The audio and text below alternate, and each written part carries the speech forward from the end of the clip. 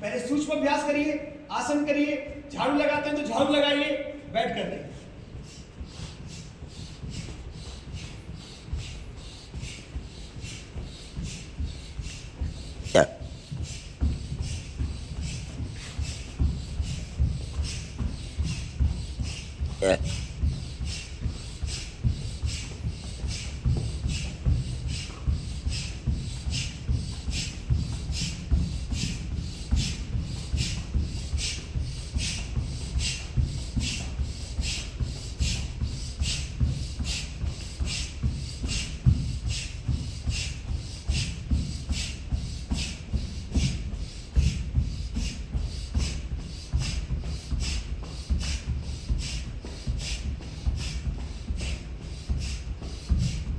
अब तो कंपटीशन रखना चाहिए चक्की जलाने का कि कौन कितनी देर में आटा पीस के निकालता है।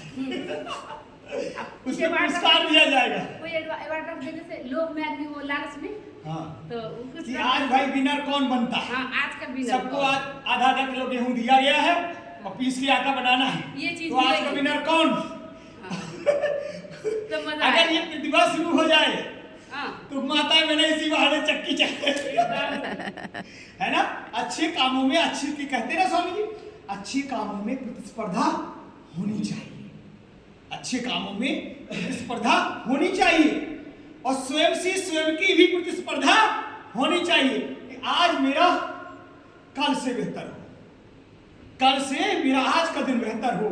जब ऐसा सोच लेते हैं तो जीवन में उन्नत आता है। इसमें सोचा करता हूँ प्रभु और मुझको कुछ अच्छा दो जिसे मैं और अच्छी तरीके से समझा सकूं, और साइंटिफिक तरीके से समझा सकूं, और तथ्य प्रमाणों के साथ समझा सकूं, आध्यात्मिकता के जोड़ के बता सकूं, ऐसा प्रयास करता है तो परमात्मा वैसा ज्ञान देता है। दोनों भाइयों के साथ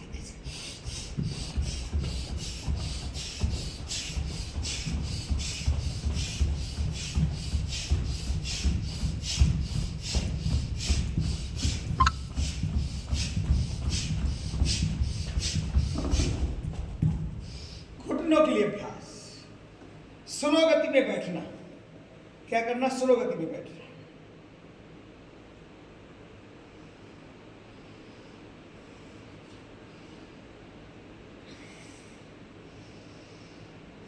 हम भी लाल कपड़े पहने होते, स्वामी जी पीछे पड़े, लाल कपड़े पहन लो महाराज जी, अभी बच्चों की शादी करनी है गृहस्थ जीवन से, इसलिए लाल कपड़े नहीं पहने। इसलिए स्वामी जी का मंच पहले देखते थे, अब स्वामी जी सन्यासियों को बिठाते, हमको कोई बात नहीं।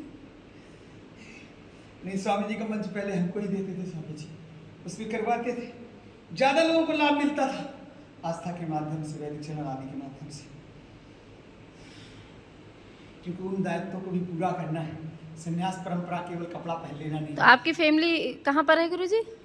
रहती है जहाँ के रहने वाले हैं। अच्छा अच्छा। तो लाल कपड़ों का क्या अर्थ है गुरुजी? एक तो नाभि होता है, एक ऑरेंज जैसा होता है। क्या ये लाल कपड़े आप बोल रहे हो, वो एक सफेद हो गया, तो इनके क्या मतलब है तीन अलग कपड़ों के? अपने यहाँ अलग अलग होते हैं।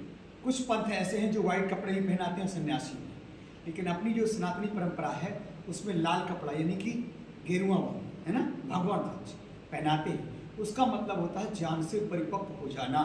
जैसे खरबूजा तरबूजा पक जाता है, वो लता में लगा नहीं रहता, वो अपने आप टूट जाता है।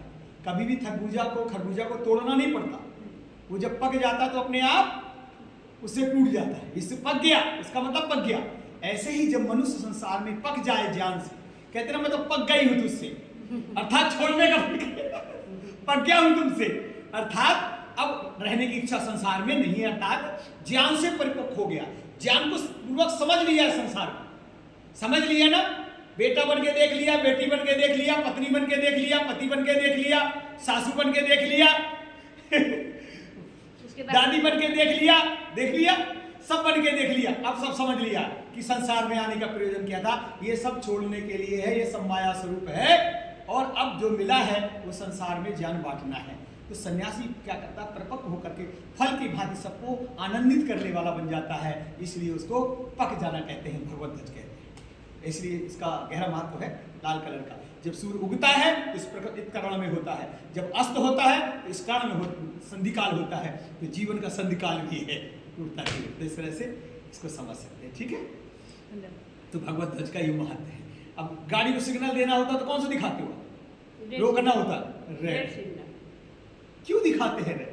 हमारे यहाँ सिंदूर लाल क्यों होता है? इसके कारण है। लाल चुनरी की बात क्यों कही जाती है?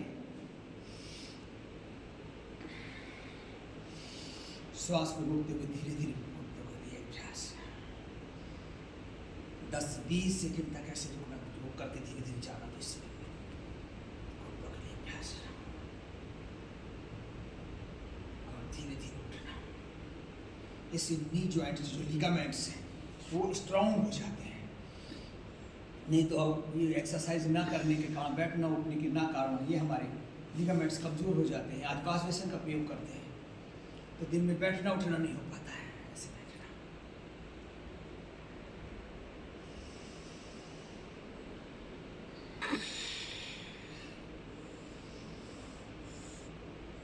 और फिर दोनों हाथों को सामने करके बगैर हाथ के सपोर्ट दिए 1 2 3 4 5 6 7 8 9 10 11 12 13 14 15 16 17 18 19 20 1 2 3 4 5 6 7 8 9 10 11 12 13 14 15 16 17 18 19 20 1 2 3 4 5 6 7 8 9 10 11 12 13 14 15 16 17 18 20 पूरी खिंचाव पड़ेगा यहाँ से लेकर के नीचे तक। लगता है पेट नहीं साफ होता। समझ लिया। बार बार उसी चीज को कर, मैंने समझ लिया, बता रहा हूँ करिए तो आप इन सब में लाभ मिलेगा, है ना। इसकी ब्रीदिंग आपने क्या बोली? ब्रीदिंग को होल्ड करना है, होल्ड करना है। जितना होल्ड कर सकते हैं। शुरुआत में हो सकता है कम होल्ड कर पाए, कोई बात नहीं। जहां तक होल्ड कर सके फिर छोड़ करके फिर ले लें, फिर होल्ड कर लें। जैसे नीचे आप गए उस पोस्चर में हम नहीं रुक पा रहे हैं तो धीरे धीरे काउंट को बढ़ाना है, टाइमिंग होल्डिंग को बनाना है। ये घुटने आपके इतने हो जाएंगे, बिल्कुल फ्री हो जाएंगे। आपको लगे कि ये क्या हो गया, अभी तक तो ऐसे कभी नहीं हुआ, इतने अच्छे घुटने नहीं हुए।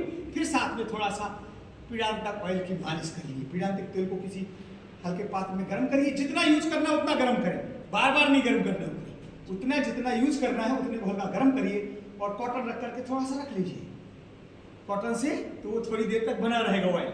और ऐसा करके ऐसे करके रखेंगे तो आपके घुटने बिल्कुल अच्छे हो जाएंगे। नेक्स्ट अभ्यास घुटनों का अभ्यास ये क्लॉकवाइज एंटी क्लॉकवाइज। देखो स्वामी जी कहते ही होता है कि स्वामी जी को और भी चीजें बोलनी है, हमको तो वही बोलना है ये जिसकी तो याद दिला दी है। आपने ये याद दिला दी। मैं ये योगा भूल गई थी करती थी पहले। फिर इसमें अंदर की ओर, बाहर से अंदर की ओर, फिर अंदर से बाहर की ओर। जितना अंदर की ओर उतनी बाहर की ओर।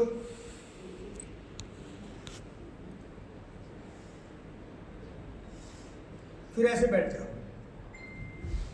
घुटनों के लिए अभ्यास भी बहुत अच्छा है। कैसे?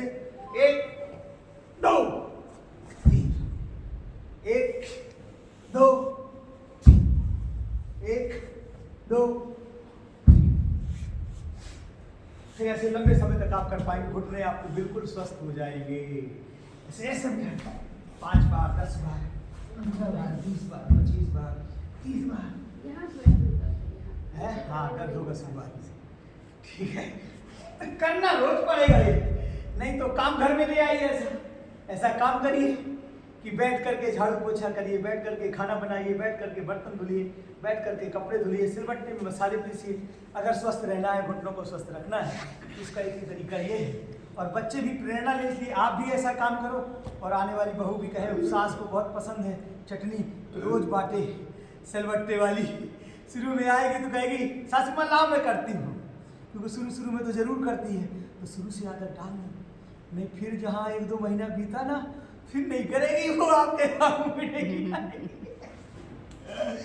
तो आते ही पूछना, बेटा अच्छा बताओ बहू, चटनी अच्छी लगती है कि नहीं सालभट्टी? हाँ माता जी बहुत अच्छी लगती है, टेस्ट भी बहुत अच्छा होता। तो ठीक है बहू, आज तुम पीस ले।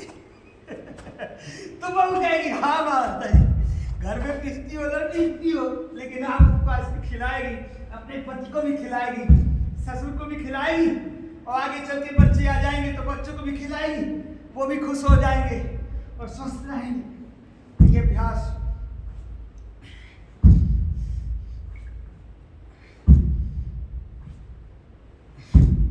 ठीक है, ये अभ्यास आपको बताने का प्रयास किया कि ऐसे आप रोज के बैठ जाए, और ऐसे बैठना है। जब पेट साफ नहीं होता तो जब तक पेट साफ ना हो जाए तो ऐसे बैठो पानी पी के ऐसे, और इसी में करो कपालभाति, बिनाओ ना घुटने से घुटना, एड़ी से एड़ी पलटी। थोड़ी देर में ऐसा प्रेशर पास होगा कि 2 मिनट मुश्किल पड़ जाएंगे आपको पहुंचना, अगर पानी अच्छे से पिया और ऐसे किया अभ्यास। इससे घुटने भी स्वस्थ रहते हैं। ये कपालभाति नहीं कर पाते गुरुजी। कह रहे नाक साफ करो ना, हाँ साफ करो, नाक लगाओ, ये हाथ ऐसे लगा लो, आता है कि नहीं नाक साफ करना? तो बस वही करो, वही है कपालभाति, कुछ और नहीं। हाँ जोर से वैसे ही करो जैसे बैठे थे, एक नाक में हाथ लगा लो,